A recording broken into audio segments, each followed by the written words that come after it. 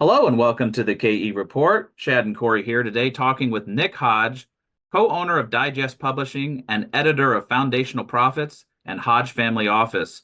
You can follow along with Nick's publications and his partner Gerardo's publications down below. Click on the link below this interview.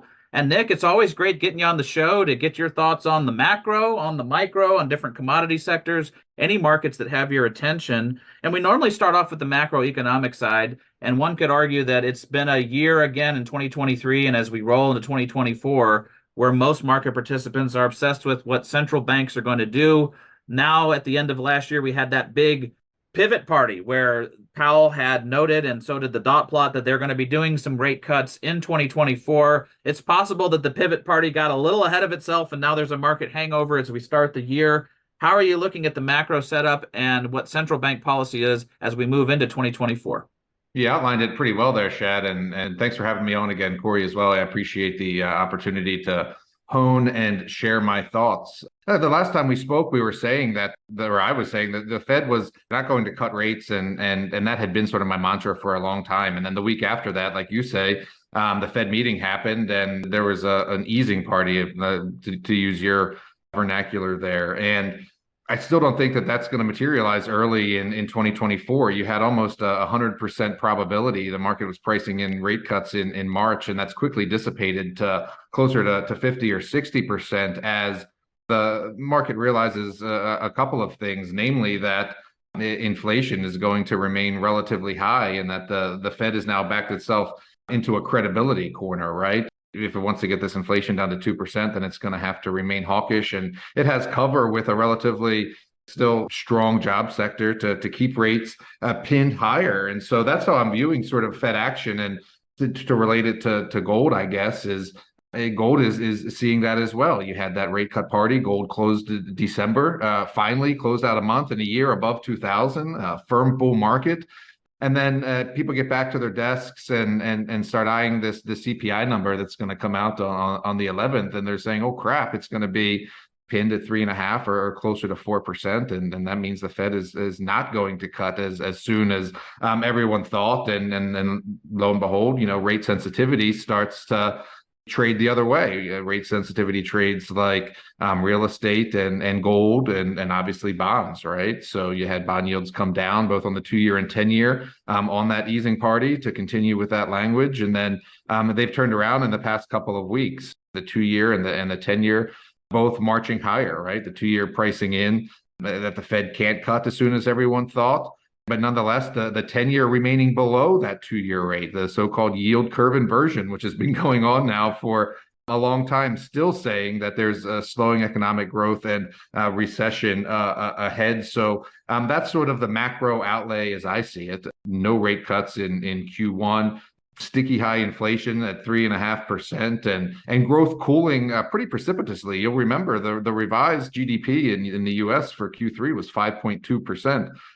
You'll get a Q4 number later in January on the 25th, I believe it is, that's going to be closer to 1%. And I guess while I have the microphone, I'll talk about the government for 1 second, because it was largely the government that was driving that growth in the third quarter. Lots of government hiring, lots of government spending, of course, expansion of the government debt now at $34 trillion. And so another thing to watch in macro land is the appetite for that government to keep spending, right? Because if their constituents and credit rating agencies, by the way, Moody's downgraded the U.S. government in November from stable. So all this to say that I'm not sure the government can keep contributing to GDP the way it was, and I don't think the Fed can cut as soon as anyone thinks or thought or thunk. And in that sense, it's sort of the same things I was telling you in December. So how do you carry this over to the markets, Nick, in the sense that we still have the S&P, Dow, all very close to all-time highs. Dow hit the all-time high shortly after that pivot party. We also have international markets like the Japanese market at all-time highs. A lot of these have kind of flattened out at the start of this year, but are the markets susceptible to a much larger drop in your eyes if again, that outlook is correct where the Fed just will not be cutting rates in at least the first half of this year? A couple of things. Hopefully I can get them all out cogently. We talked last month about cycle time and performance and how to think about that. Yes, you just said the S&P is near all-time highs. The Dow Jones recaptured all-time highs in December, and nonetheless, the S&P remains down for the past 2 years. Meaning, anyone who owned a portfolio of broad basket equities or the S&P since early 2022 has lost money. And then Fidelity was out with a report in late January. They hold 45 million retirement accounts, so they have a bit of data saying that the average balance on those 401ks was flat for the past 5 years since like 2018. And that comes, as you say, amid record highs in some equity markets. So what's happening there is one of the things I think about. You say, how do you translate it to the market? Well, that's not a function. Those accounts being stagnant for 5 years is not just a function of the market malaise we've had since 2022, where I just told you the market has been sideways. But it's a function of a hardship of the consumer, right? So some of that is because people are taking money out of their retirement accounts through so-called hardship withdrawals, which you're allowed to do under the U.S. tax code. And the reasons they're doing that primarily, Fidelity said, is to not get evicted or to cover an unexpected medical cost. And so when I talk about this slowing growth and a weakening consumer and how I translate it to the market, like I think about those things, right? You've got a populace, you have 45 million retirement accounts that haven't gone up in 5 years. I don't know what they own, but it's clearly not just the S&P or the few communication and tech stocks that have been responsible for the portion of the large gains over the past year. And so I'm wondering what's going to foster this growth for this, help usher in a soft landing that the Fed tells us is going to come if the consumer is already taking money out of their retirement account to cover housing and medical costs. And so where does that hit the road in the market? Well, one, you don't have to own the S&P. You can seek returns elsewhere. And that's one of the things I do in my monthly letter, right? Cash has been a great place to be. We've talked about that. I mean, you're still getting close to 5% yield. And then other sectors. You mentioned Japan. Yeah, last year we were in trades like the Philippines and South Korea and staying out of China, which is at 3-year lows. And so you find things that are working, I think is what I say. And you be content to know that you've got the trend right? Like you know where you are in the cycle. And so if it's a sine curve, I think, we're sliding down the sine curve to a bottom that's going to, at least a bottom in growth, not stock prices I'm talking about. I'm talking about the fundamental drivers that ultimately affect stock prices.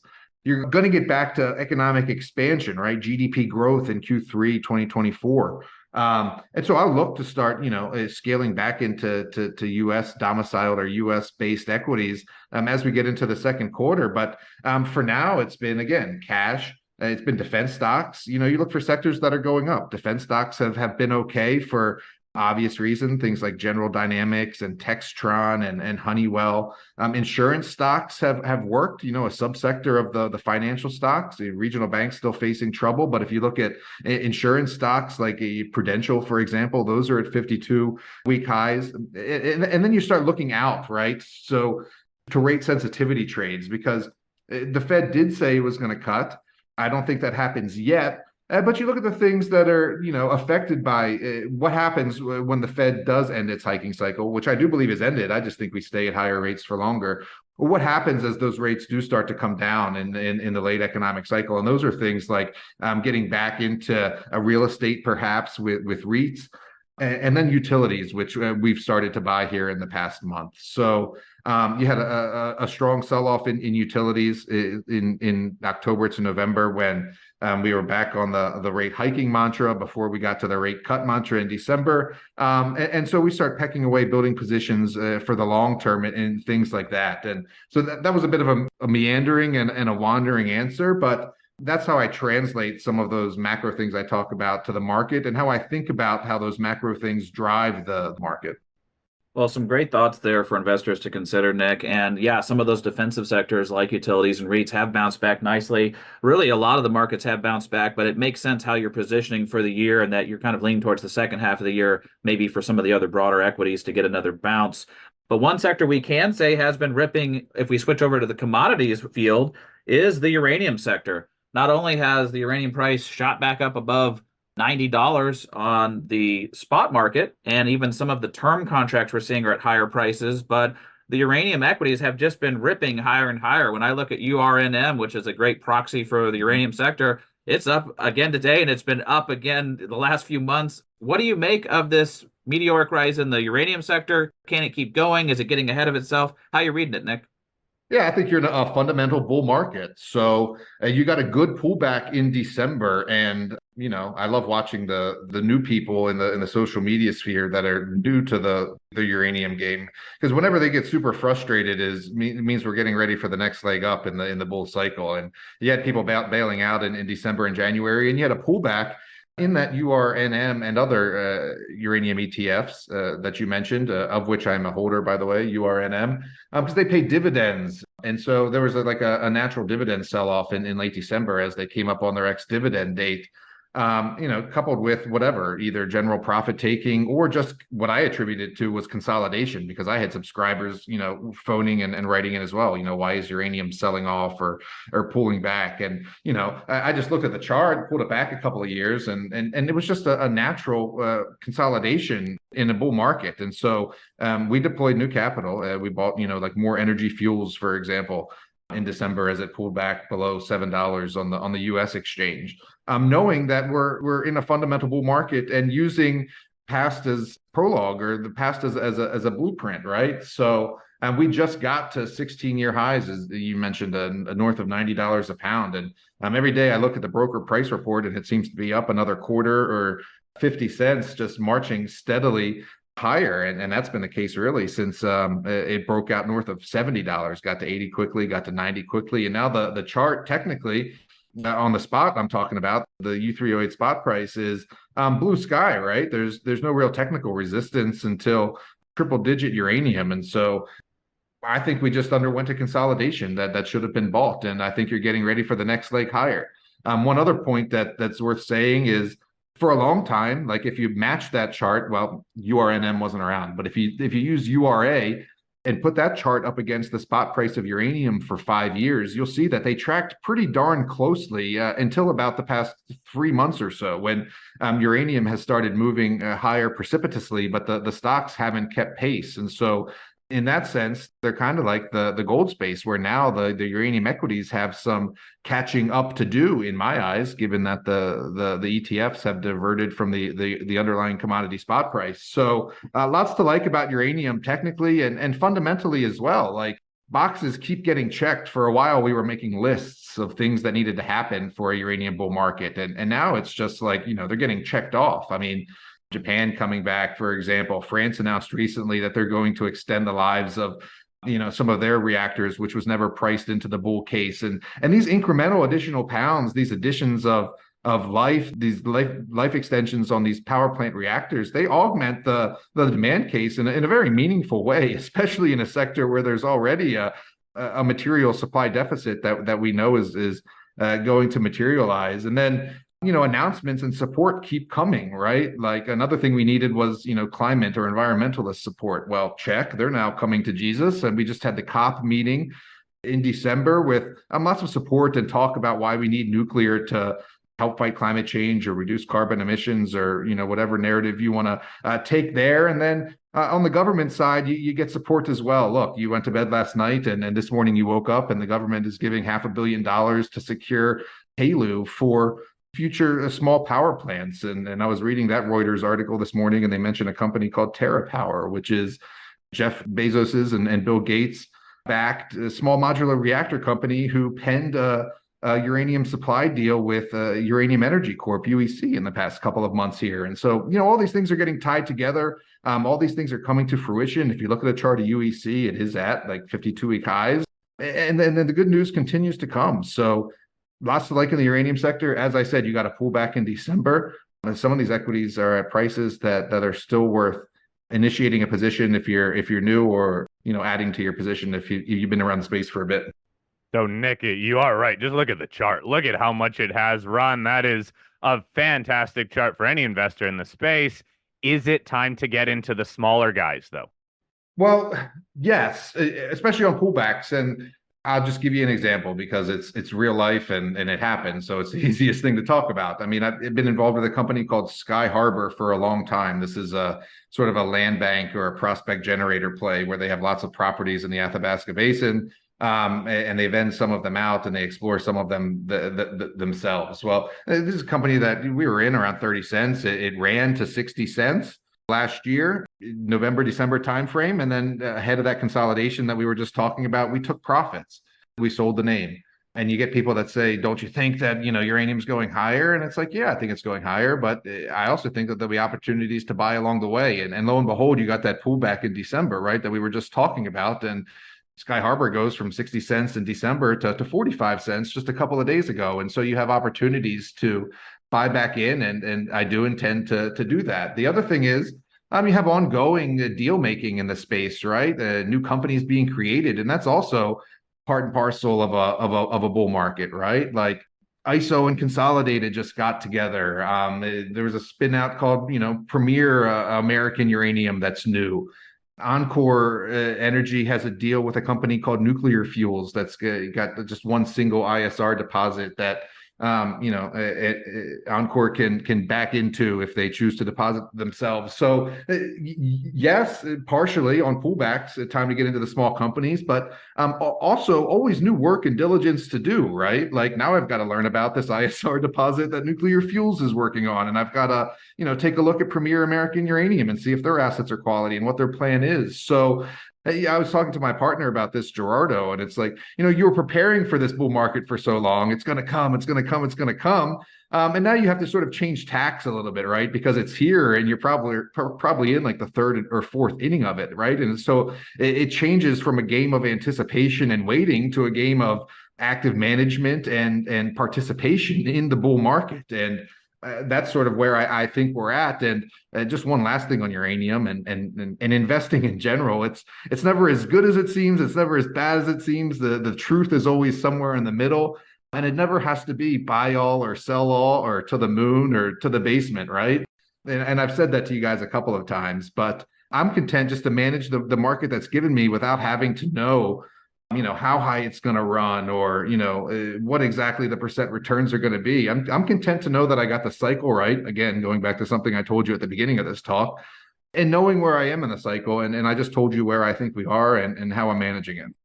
Well, Nick, some great thoughts there for investors following the uranium space. And just in full disclosure, I do hold positions in Encore Energy, Energy Fuels, and UEC that you mentioned in that talk.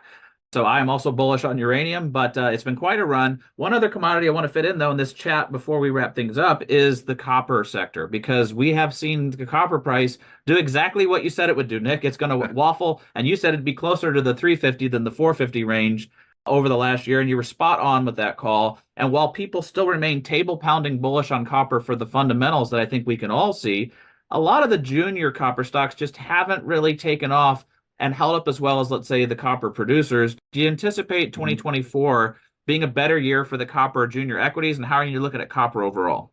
I mean, think about it like uranium, right? I just told you we were anticipating that uranium bull market for so long, right? We knew all the things. We knew there was going to be a supply deficit. We knew Japan was going to come online, and it was like, when?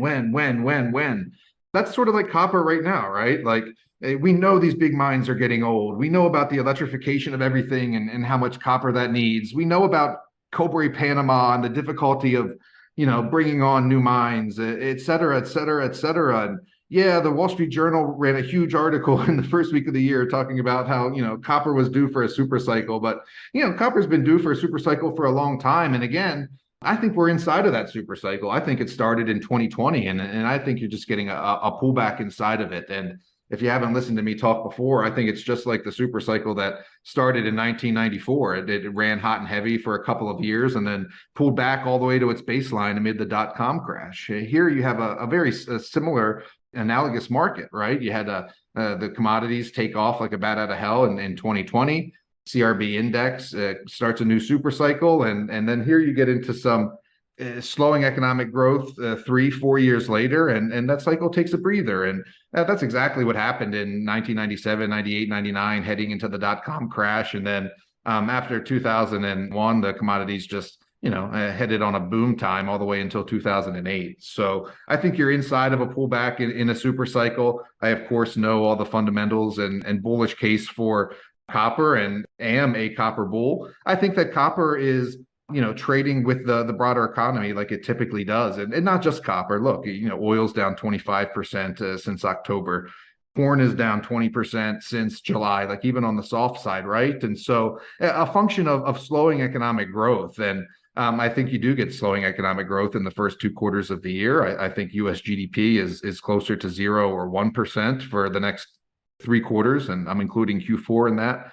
Closer to 0 or 1 than the 5% you saw in Q3, and that's what copper and other commodities are pricing in. So yeah, I've got a note on my calendar in the second quarter. I do want to start looking much more closely at the Freeports and the Southern Coppers of the world, and even some of these large deposits that we've seen come on in the past couple of years, like Philo, for example. So and there will be a time when copper goes to 4 and then to 5 and then to 6 and then to 7, the same way that uranium just went from 50 to 60 to 70 to 80.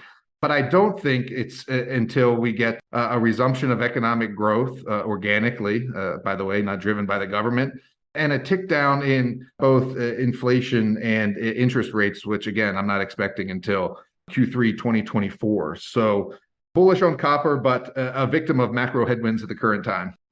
All right, Nick. Look, many more questions to still ask you on this, but we'll follow up with those on future calls. Thank you very much for outlining kind of your thoughts, especially it sounds like in the second half of this year, how different areas could start to ramp up. And until that time, yeah, it's going to be this push and pull back with won't the Fed cut rates, and what sort of economic data are we going to be seeing that causes those short-term market swings.